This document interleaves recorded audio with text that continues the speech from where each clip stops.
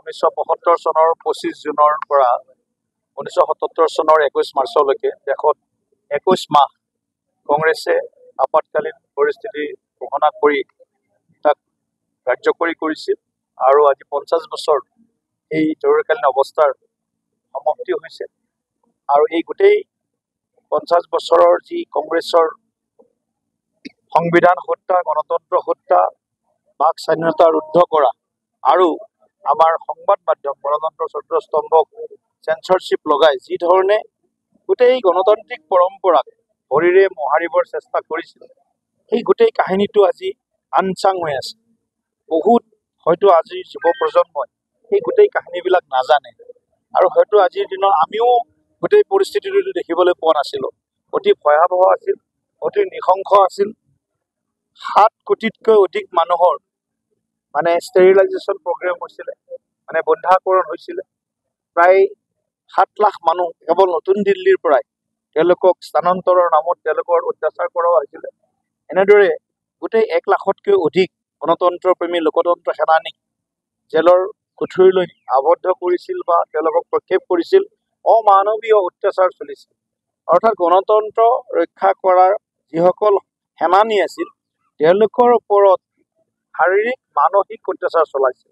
কাৰণ কি, 1975 চনৰ 12 জুনৰ দিনা এলাহাবাদ হাইকোৰ্টে এটা ঐতিহাসিক ৰায় প্ৰদান কৰিছিল যে 71 চনত ইন্দিৰা গান্ধীয়ে যি নিৰ্বাচন জিকিছিল সেই নিৰ্বাচনক নাল এণ্ড ভইড বা অবৈধ বুলি ঘোষণা কৰিছিল। কাৰণ কিয়, সেই সময়ত ইন্দিৰা গান্ধীয়ে তেওঁৰ যি অপোনেণ্ট আছিলে ৰাজনাৰায়ণ, তেখেতে এলাহাবাদ হাইকোৰ্টত এটা গোচৰ তৰিছিল আৰু এই গোচৰটোৰ ৰায় দিছিল যে সেই সময়ত ইন্দিৰা গান্ধীয়ে ক্ষমতাৰ অপপ্ৰয়োগ কৰিছিল, চৰকাৰী যন্ত্ৰ চৰকাৰী তন্ত্ৰৰ অপব্যৱহাৰ কৰিছিল আৰু অবৈধভাৱে নিৰ্বাচনত জয়ী হৈছিল। গতিকে এই ৰায় দিয়াৰ পিছত ইন্দিৰা গান্ধী অত্যন্ত অস্থিৰ হৈছিল আৰু কেৱল ক্ষমতা কুক্ষিগত কৰি ৰখাৰ স্বাৰ্থত দেশৰ সংবিধানত উল্লেখ আছে যদিও 352 যি অনুচ্ছেদ, 352 অনুচ্ছেদ তেতিয়াহে প্ৰয়োগ কৰিব পাৰে যেতিয়া বিদেশৰ পৰা যেতিয়া ক'ৰবাত আক্ৰমণ হয়, এক্সটাৰ্নেল এগ্ৰেশ্যন হয়, যেতিয়া একেবাৰে অৰ্থনৈতিক অৱস্থা ভাঙি পৰে বা তছনছ হৈ যায় আৰু যেতিয়া দেশত এক ভয়াৱহ অস্থিৰ পৰিস্থিতিৰ সৃষ্টি হয়। এই 3-4টা কাৰণতে কেৱল 352 ধাৰা প্ৰয়োগ কৰিব পাৰে। কিন্তু সেই সময়ত দেশত তেনেকুৱা পৰিস্থিতি নাছিল। কেৱল ইন্দিৰা গান্ধীয়ে শাসনটো নিজৰ হাতত ৰখাৰ কাৰণে দেশৰ সংবিধানক ভৰিৰে মোহাৰি গণতন্ত্ৰক হত্যা কৰি বাবা চাহেব ভীমৰাও আম্বেদকাৰৰ যি সংবিধান, এই সংবিধানখনক তাৰ যিটো আত্মা, সেই আত্মাক হত্যা কৰাৰ কাৰণে কংগ্ৰেছৰ যি অপচেষ্টা আছিল, ইন্দিৰা গান্ধী ডাঙৰীয়াৰ যি অপচেষ্টা আছিল, তাৰ বাবে গোটেই দেশত এটা আমাৰ যি গণতন্ত্ৰ ইনহেৰিটেড ডেমক্ৰেচি ভাৰতবৰ্ষৰ, এই গণতন্ত্ৰৰ ওপৰত এটা ডাঙৰ কলা দাগ লাগিছিল আৰু এটা কলা অধ্যায় সৃষ্টি হৈছিল।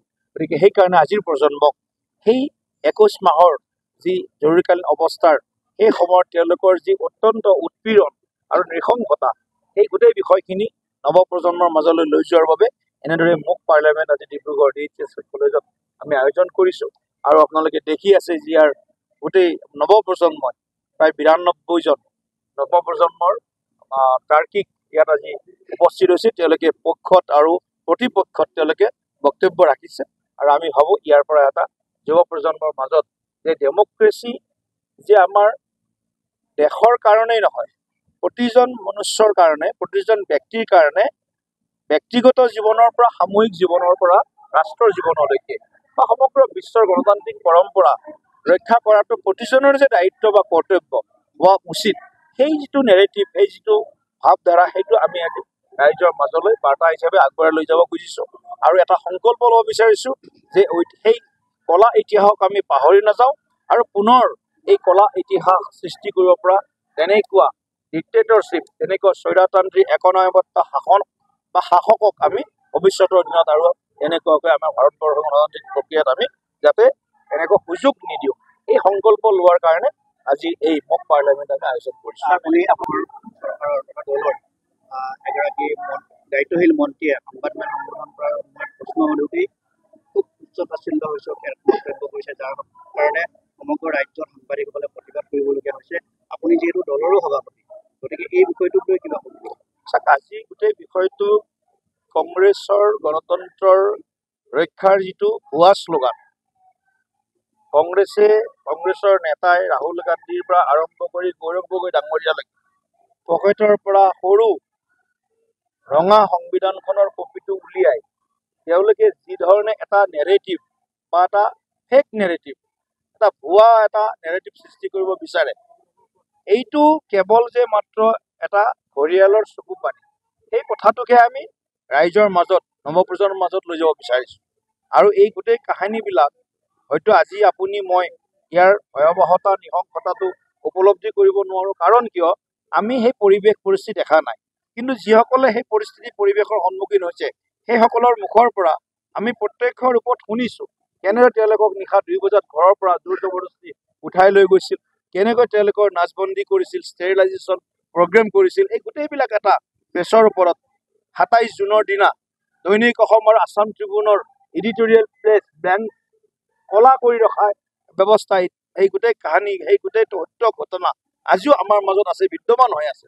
গতিকে গণতন্ত্ৰৰ ওপৰত কংগ্ৰেছৰ ভৰসা নাই, গণতান্ত্ৰিক অনুষ্ঠান প্ৰতিষ্ঠান আৰু ডেমক্ৰেটিক গোটেই বস্তুটোৰ ওপৰত মানে তেওঁলোকৰ কোনো আস্থা নাই। এই কথাটোৱে এতিয়া চাওক, ব্যক্তিগত বিষয় আপুনি সুধিছে, এইটো হ'ল দেশৰ কথা আৰু আপুনি আহিছে আকৌ একদম ব্যক্তিগত বিষয়লৈকে। নাই নাই, দেশৰ পৰা একদম ব্যক্তিগত বিষয়লৈ আহি গ'ল। দেখো চাওক, এজন বিধায়ক তেওঁ, তাতে কেবিনেট মন্ত্ৰী, অলপ আগত মুখ্যমন্ত্ৰীয়ে ক্ষমা খুজিছে তেওঁৰ। মই এই কথাটো মই শুনক, চাওক, মই এই কথাটোৱেই ক'ম যে সংবাদ মাধ্যমক বেয়া পালেও ভাল পাব লাগিব। সংবাদ মাধ্যমে আমাৰ বিৰুদ্ধে কিবা যদি বাতৰিও কৰে, তাকো হজম কৰাৰ শক্তি প্ৰতিজন জনপ্ৰতিনিধি থাকিব লাগিব। কাৰণ সদায় সংবাদ মাধ্যমৰ পৰা আমি সদায় বাহ নাপাওঁ। সদায় সংবাদ মাধ্যমে আমি কোৱাটোৱে সত্য বুলি প্ৰকাশ নকৰে। কাৰণ সংবাদ মাধ্যমৰ এটা দায়িত্ব আছে, গোটেই শুদ্ধ সত্য তথ্যখিনি ৰাইজৰ মাজলৈ লৈ যাব লাগে। ক'ৰবাত ব্যক্তিগত কাৰোবাক আক্ৰমণ হয়, ক'ৰবাত কেতিয়াবা তথ্য থাকে। গতিকে বহুত বেছি আৱেগিক হোৱাৰ প্ৰয়োজন নাই। কাৰোবাৰ বিৰুদ্ধে অভিযোগ আহিছে, এতিয়া মোৰ নামে ওলাইছে 2টা গৰু মই লোৱা বুলি। মইতো ৰঙিয়াৰ পৰা গৰু লোৱা নাই। 8 মাহ পিছত মই গৰুখুটিৰ পৰা গৰু লৈছোঁ পইচা দি, আৰু 1.5 মাহ পিছত গৰু মই গৰুখুটিক উভতাই দিছোঁ। আৰু যোৱা 2 বছৰ পিছতহে মোক আজি 3 মাহ আগত মোৰ একাউণ্টত 1 লাখ টকা ঘূৰাই দিছোঁ গৰুখুটি প্ৰকল্পত। মই গৰুখুটি প্ৰকল্পৰ মেম্বাৰ। গতিকে মোৰ নামটো ওলাই গ'ল যে ৰঙিয়াৰ পৰা গৰু 2টা মই লৈ গ'লোঁ। ৰঙিয়াৰ পৰা গৰু কেনেকৈ ক'ত গ'ল সেইবিলাক তথ্য তেওঁলোকে দিব। কিন্তু মই গৰুখুটিৰ পৰা 2টা গৰু 8 মাহ পিছত লৈ গৈছোঁ, যে তাত যেতিয়া গৰু পোৱালি বহুত হৈ গ'ল, 6-7 মাহত বহুত গাই পোৱালি দিলে, তেতিয়া জেগা নাইকিয়া হ'ল সেই সময়ত। তেতিয়া মই 2টা গৰু লৈ গৈছোঁ পে'মেণ্ট কৰি, আৰু যোৱা আজি 3 মাহ আগত মোৰ একাউণ্টত ট্ৰান্সফাৰ হৈছে 1 লাখ টকা। গৰু ঘূৰাই দিলোঁ 1 মাহ পিছত। কাৰণ সেই গিৰ গাই মই ৰাখিব নোৱাৰোঁ, তাৰ কাৰণে মানুহ লাগে, তাৰ কাৰণে বহুত ব্যৱস্থা লাগে। মোৰ 22,000 টকা খৰচ হৈছে 1 মাহৰ ভিতৰত, আৰু মই 2,000 টকাৰ মাত্ৰ গাখীৰ বিক্ৰী কৰিছোঁ। গতিকে তেনেকুৱা কথা মোৰ নিচিনা সম্ভৱ। মোৰ এটা গৰুৰ প্ৰতি, গো মাতাৰ প্ৰতি এটা শ্ৰদ্ধা সন্মান। ল'ৰা ছোৱালীকেইটাও কৈ থাকে গৰু এটা পুহিলে ভাল, কিন্তু মোৰ ব্যৱসায় নহয় দেই, হয়তো ক্লিয়াৰ কৰিছোঁ। গৰুটো মই নিজৰ ঘৰৰ গাখীৰটো পোৱাৰ কাৰণে লৈ গৈছোঁ। এনেধৰণে কিছুমান তথ্য প্ৰকাশ হৈছে, RTI তথ্য আহে, তেওঁলোকেও দি দিয়ে RTI তথ্যবিলাক। কিন্তু তাৰ মাজতো বহুত কথা থাকে। মই জয়ন্তমল্ল বৰুৱা ডাঙৰীয়াক অনুৰোধ কৰিম যে সংবাদ মাধ্যমক যেতিয়া সম্বোধন কৰিব, আৱেগিক নহ'ব, ব্যৱহাৰিক হৈ সংবাদ মাধ্যমক সম্বোধন কৰিব ভৱিষ্যতৰ দিনত।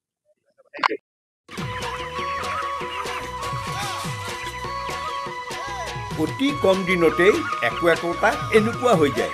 মই যে বিয়মৰ দানা খুৱাওঁ, আপোনালোকেও বিয়মৰ দানা খুৱাওক আৰু কম দিনতেই অধিক মুনাফা লাভ কৰক।